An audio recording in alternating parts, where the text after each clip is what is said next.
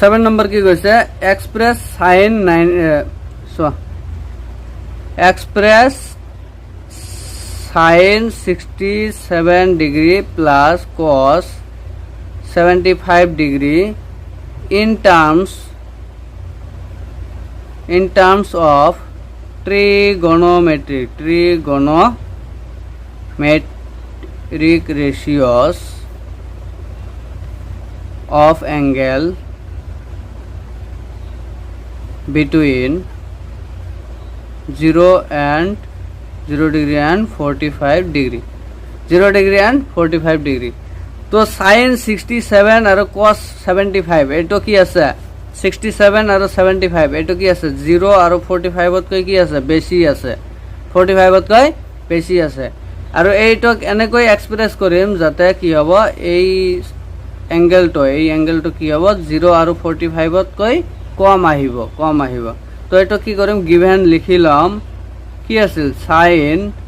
67 degree plus cos 75 degree এটা just ফৰ্মুলাত পেলাই দিলে হল তো sin 90 ডিগ্ৰী মাইনাস থিটা 90 ডিগ্ৰী মাইনাস থিটা ফৰ্মুলাত বহাই দিয়া আৰু এটো cos 90 ডিগ্ৰী মাইনাস থিটা cos 90 ডিগ্ৰী মাইনাস থিটা ফৰ্মুলাত বহাই দিয়া এটো sin থিটা পাবা আৰু এটো cos থিটা পাবা আৰু এটো sin থিটা পাবা ঠিক আছে sin 90 ডিগ্রি মাইনাস থিটা ইজ ইকুয়াল টু cos থিটা cos 90 ডিগ্রি মাইনাস থিটা ইজ ইকুয়াল টু sin থিটা তো এটা জাস্ট কি করিম sin 90 ডিগ্রি মাইনাস কিমান কৰিলে 67 হ'ব cos 90 ডিগ্ৰি মাইনাস কিমান কৰিলে 67 পাম কিমান পাম 23 ডিগ্ৰি কৰিলে 67 পাম আৰু ইয়াত চোৱা cos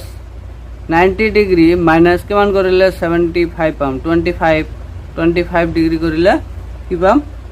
75 পাম এতিয়া চোৱা কি হ'ল এটো sin 90 ডিগ্ৰী মাইনাস থিটা ইজ ইকুয়াল টু cos থিটা লিখিব পাৰো তো এটো cos 20 থিটা কিমান আছে 23 তো 23 degree plus cos 90 degree minus থিটা কৰিলে কিমান পাম sin থিটা তো sin থিটাৰ হলো কিমান 25 তো 25 ডিগ্ৰী তো এতিয়া চোৱা কি হ'ল এঙ্গেল দুটা 0 আৰু 45 ত কৈ 0 আৰু 45 ত কৈ কম হল না নাই তো এইটোই কৈছে এইটো কি কৈছে বিটুইন 0 আৰু 45 ৰ ভিতৰত ৰাখিব কৈছে এঙ্গেল দুটা বুজি পাইছা ঠিক আছে এইটো ইজি আছে আসান আছে জাস্ট খালি এটা ফর্মুলা এইটো ইউজ কৰিছো 90 ডিগ্ৰী মাইনাস থিটাৰ ফৰ্মুলা ইউজ কৰিছো এইটো জাস্ট কি হৈছে চেঞ্জিং হৈ এঙ্গেল দুটা কমি গৈছে